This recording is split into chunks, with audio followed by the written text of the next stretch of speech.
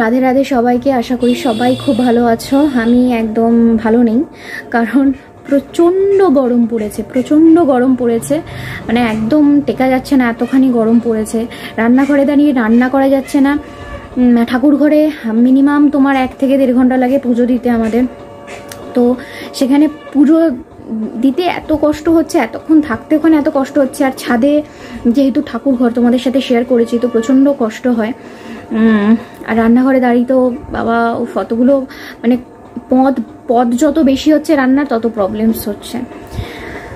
তো চলো, রান্না তো করতেই হবে, ঠাকুর পুজোও দিতে হবে। সকাল সকাল তোমাদের একবার গপুকে দর্শন করিয়ে দিই, তারপর গোটা ব্লগটা শুরু করছি। আজকে রবিবার, ব্লগটা তোমরা রবিবারের পরেই পাবে। আর এখন সকাল কটা বাজে? 9টা মনে বাজে। তো আমি মোটামুটি ঠাকুর পুজো দিয়ে আসবো। আমি এখনও ঠাকুর পুজো দিতে যাইনি, স্নান টান করা হয়ে গেছে, ঠাকুর পুজো দিতে যাবো, দিয়ে আসবো। তারপর এসে ব্রেকফাস্ট হবে, তারপর দুপুরের খাওয়া দাওয়া হবে। তো চলো দিনটা শুরু করা যাক, লেটস গো। এই নাও সকাল সকাল তোমাদের গপুর সাথে তোমাদের সকলকে একবার দর্শন করিয়ে দিলাম। গপুকে এখানে একদম নীল নীল পরীর মতন সাজিয়ে দিয়েছি, ভীষণ কিউট লাগে আমার, দেখলেই ওকে অনেক চটকাতে ইচ্ছা করে, এত ভালো লাগে। তারপর চলে এসেছিলাম নিচে ব্রেকফাস্ট করার জন্য। সকালের ব্রেকফাস্ট সানডেতে খেয়েছিলাম চাউমিন, একদম ঘরের মতন করে বানিয়ে খেয়েছিলাম। চাউমিনের রেসিপিও কিন্তু আমার চ্যানেলে আছে। এখানে দেখো আমার শাশুড়ি মা কাটছিলেন সমস্ত কিছু সবজিপাতি। আর তারপর বসিয়ে দিয়েছিলাম এখানে আলু উচ্ছে ভাজা।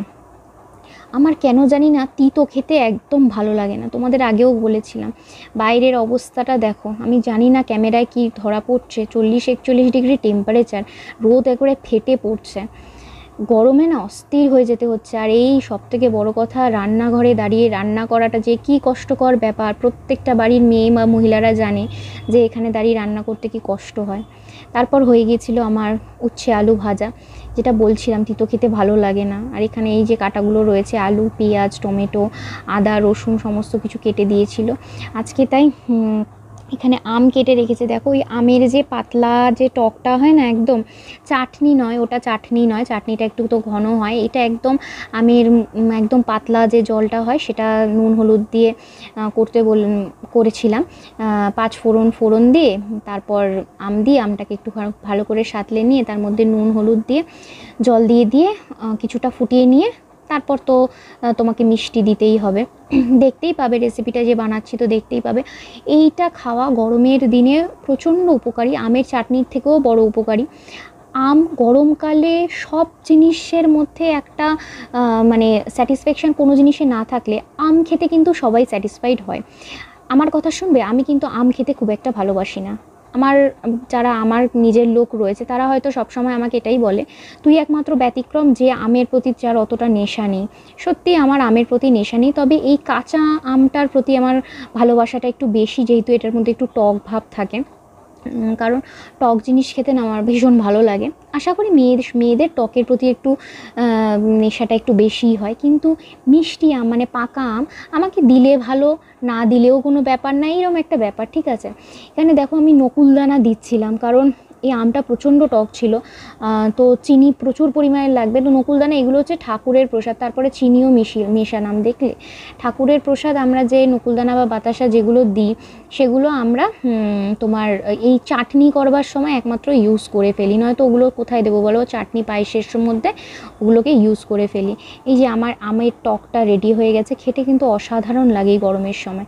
আর এখানে দেখো আমার বর গাছ লাগিয়েছে কারি পাতা, সেই কারি পাতা রেখেছিলাম মিক্সির মধ্যে। দেখো এখানে কাঁচা লঙ্কাটাও দিতে ভুলে গেছিলাম, এই যে পেস্ট করে নিয়েছি, আদা রসুন পেঁয়াজ কাঁচা লঙ্কা টমেটো সব পেস্ট করে নিয়েছি।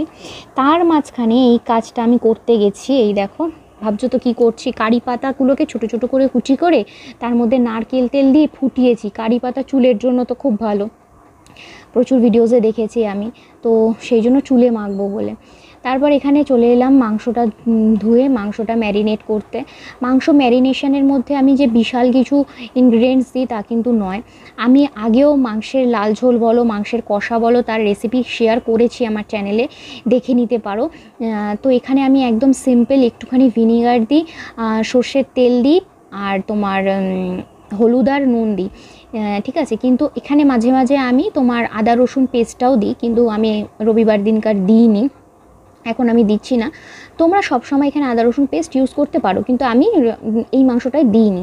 আমি যে রেসিপিগুলো শেয়ার করেছি না, ওগুলো দেখতে পারো, বাড়িতে বানাতে পারো। ধাবা স্টাইলে একটা চিকেন কষাও কিন্তু আমি আমার চ্যানেলে শেয়ার করেছিলাম, আশা করি ভালো লাগবে, দেখে নিও ধাবাতে যেভাবে বানানো হয়। তারপর তো এখানে আলুগুলোকে বেশ লাল লাল করে ভেজে নিয়েছিলাম। মুরগির মাংসতে বলো বা খাসির মাংসতে বলো বা বিরিয়ানিতে বলো, আলু যদি না থাকে, বাঙালি হয়ে আমার কাছে না খুব বিরক্ত লাগে সত্যিকারের, কারণ আলু না থাকলে খুবই কেমন মনে হয়, কিছু একটা ফাঁকা ফাঁকা নেই। তোমরা সহমত কি আমার সাথে? আর এই কড়াইটাকে আমি ধুইনি, কারণ এর মধ্যে অনেকটাই তেল ছিল, তো আর কড়াইটা খুব একটা পুড়েও যায়নি, সেই কারণে কারি পাতাও দিয়েছিলাম। দেখো, আমি কারি পাতা এর আগে একদিন মাংসতে দিয়েছিলাম, ঠিক আছে, ফ্লেভারটা কিন্তু খুব ভালো এসেছিলো, সেই জন্য এটা সেকেন্ড টাইম আমি মানে আবার একটা ট্রাই নিলাম। পেঁয়াজ, অল্প পরিমাণ পেঁয়াজ এখানে দিয়েছি, আর কারি পাতা দিয়ে অনেকক্ষণ নেড়ে, এই নাড়বার সময়তে, এই ভাজার সময়তে যে গন্ধটা বার হয় না, আহা হা, আমার অসাধারণ লাগে কারি পাতার এই গন্ধটা। তো সেই জন্যই আমার বরকে বলেছিলাম কাছ থেকে কারি পাতা দিতে। বরের বাগানটা একদিন তোমাদের সাথে শেয়ার করবো, ওখানে অনেক গাছও লাগিয়েছে, তো ব্যালকনিতে প্রচুর গাছ লাগিয়েছে, তার মধ্যে কারি পাতাও একটা। আর কারি পাতার উপকারিতা তো অনেক বেশি, তো সেই জন্যই। তো তারপর দেখো, এখানে আমি সমস্ত কিছু, এই যে পেস্টটা করেছিলাম সেটা দিয়ে দিলাম। পেস্টটা দেওয়ার পর অ্যাজ ইউজুয়াল আমি এখানে অনেকটাই নাড়াচাড়া করব। ফার্স্টে এটাকে একটুখানি ভাজা ভাজা করে নেব, কারণ এখানে এই আদা রসুনের গন্ধটা যাতে চলে যায়। এর মধ্যে কিন্তু আমি এখনও খুব বেশি মশলা কিছু ইউজ করিনি। তারপর ঘরোয়া যে মশলাগুলো হয়, নুন, হলুদ, তারপর তোমার জিরের গুঁড়ো, ধনের গুঁড়ো, তারপর কাশ্মীরি রেড মির্চ আর মিট মশলা, এগুলো সব কটা দিয়ে ভালো করে কষাবো। সবথেকে বড় কথা জানো তো, রান্না করার প্রতি যে ভালোবাসা বা যে ভক্তিটা থাকে, এত ঘাম হচ্ছে, মানে এখানে দাঁড়িয়ে মনে হচ্ছে আমি স্নান করে বেরিয়েও যদি এখানে রান্না করতে আসি, তাও মনে হচ্ছে একদম, মনে হচ্ছে যে স্নান করেই হয়তো বার হলাম। রান্নাঘরে দাঁড়িয়ে দাঁড়িয়ে মনে হচ্ছে কেউ গায়ের মধ্যে জল ঢেলে দিয়েছে, এত প্রচণ্ড পরিমাণে ঘাম হচ্ছে। 40-41 ডিগ্রি যদি টেম্পারেচার হয়, তুমি বলো তো, সব সময় ঘরের মধ্যে তো থাকা সম্ভব না, তোমাকে এই কাজবাজ তো করতেই হবে, এগোতেই হবে। এই কাজবাজগুলো কী করে মানুষ পারবে? সবথেকে বড় আমি একটা জিনিস ভাবি, ধরো আমি ঘরে রয়েছি, ঘরে থেকে এত কষ্ট হচ্ছে, আর যারা বাইরে কাজ করে, বাইরে যারা সেলসের চাকরি করে, বাইরে যারা বিজনেস করে, ফুটে যারা বসে থাকে, তাদের কথা চিন্তা করি। এই গরমের সময় তারা কিভাবে সেখানে রাস্তাঘাটে রয়েছে বলো। আমি সেই চিন্তাগুলো যখন করি না নিজেকে, তখন মানে একটা প্যাম্পার করি যে না না, তারা যখন এত কষ্ট করতে পারছে, আমি তো এই ছাদের তলায় রান্নাঘরে দাঁড়িয়ে তো রান্না করতেই পারবো বা কাজ করতেই পারবো, সেটা অসুবিধা নেই। কিন্তু কষ্ট প্রচণ্ড হচ্ছে, প্রত্যেকটা মানুষের প্রচুর জল খাওয়া দরকার এখন, আর যত পারবে লিকুইড খাও, শরীরকে হাইড্রেটেড রাখো। আর সবথেকে বড় কথা, দই বেশি করে খাও, টক দই খাওয়াটা খুব দরকারি এই সময়। তারপর দেখলে যে মাংসটাকে খুব কষিয়ে নিয়ে, আমি অনেকটা কষিয়েছিলাম এই মাংসটা, জল দিয়ে বসিয়ে দিলাম। আর এখানে দেখো, আমি এখানে ডালও বানিয়ে নিয়েছিলাম। ডালের রেসিপি আর কি শেয়ার করবো বলো তো, তো আমি ডাল বানিয়ে নিয়েছিলাম, সেটুকু আমি তোমাদের দেখিয়ে দিলাম। তারপর এটা সন্ধ্যেবেলার একটা ক্লিপস আমি জাস্ট তুলে রেখেছি, সেটা দেখো। সন্ধ্যেবেলা আমি একটু নেল পালিশ পরতে বসেছিলাম, নেল পলিশ কারুকার্য করছিলাম। কীরকম হয়েছে বলো তো, মাঝের নেল পলিশটা উঠে গিয়েছিলো, তাই ভাবছিলাম একটু মি টাইম মতো হওয়া উচিত, তো সেই জন্য নেল পলিশ করেছিলাম। আর সকালে রান্নাবান্না তো তোমাদের সব দেখিয়ে দিলাম কি কি করেছি, ভাত, উচ্ছে আলু ভাজা, ডাল আর মাংস, ওই করে দুপুরবেলা খাওয়া দাওয়া করে একটুখানি ঘুমিয়ে রেস্ট নিয়ে সন্ধ্যেবেলার কাজ এটা। তো চলো, ব্লগটা এখানেই শেষ করছি। রান্না হয়ে গেছে, প্রচণ্ড গরম লাগছে, তো ব্লগটা এখানেই শেষ করছি। দেখা হচ্ছে নেক্সট ব্লগে খুব তাড়াতাড়ি। আর this series with blog with hungry food lover, stay tuned and please like, share, comment and subscribe. By.